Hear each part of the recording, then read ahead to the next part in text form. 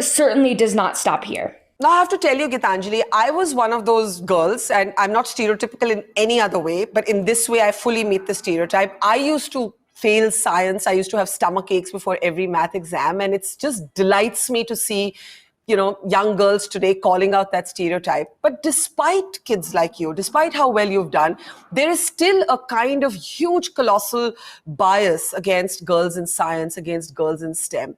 Did you ever have to battle that prejudice? Did you ever have to face sort of meanness or barriers because you were a girl who was passionate about science?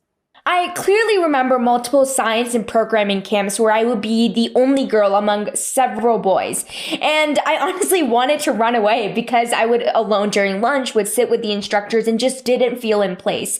But there was a time when we created a game during a game design camp, and the boys would add boy characters, and the boys in my team, I would ask them to add girl characters, but they didn't mind.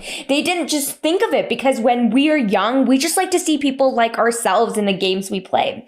That honestly changed my perspective, that nobody is stopping women or girls in science. Somewhere we have presumed that because we haven't seen role models in the field, that field isn't for us. Today, there are several girls who are interested in STEM organizations, but not many of them are staying in scientific research and engineering. The purpose of science and technology is way more than just coding an app or writing or developing a device as a whole, or even more than research. It's about impact. It's about how we can impact the world in a positive way.